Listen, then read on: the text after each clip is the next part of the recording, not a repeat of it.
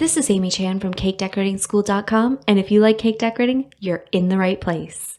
If you're interested in these products, check the links in the description. In this video, we're talking about vanilla beans. And you might be asking yourself, what is a vanilla bean? Well, here's a couple on my tray, and they are the fruit of an orchid plant that comes in the form of a bean pod.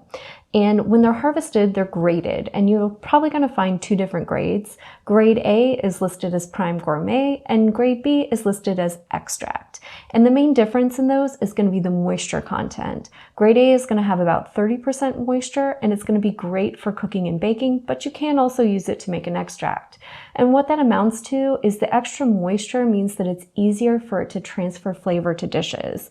So while the flavor itself is a little less intense, it's got more moisture in it, which means when you put it into a nice delicate sauce, it's going to readily give up that flavor into the sauce, and it's going to be an easier process to transfer it.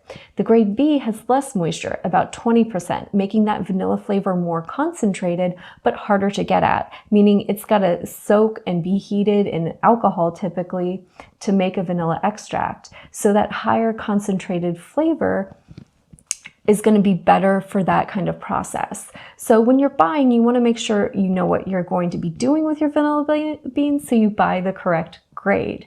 And then there's also a few other things like country of origin. Those different countries grow different types of orchids, which produce beans with different flavors. So Madagascar is a common one, and it typically is known for its sweet, creamy flavor. Mexico is another. It typically has nice sweet notes, but also this kind of hint of spice that can be lovely.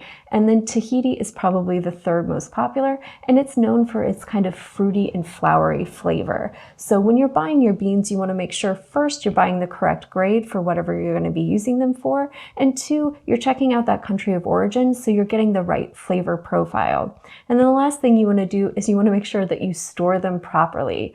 These will dry out over time, so you never really want to buy one more than you need, and two, you want to make sure that you're storing them properly if you have leftovers. If you enjoyed this video and you'd like more about the cake decorating materials and equipment we use, or just some inspirational videos about cake decorating itself, you can follow us on Insta or YouTube at Cake Decorating School.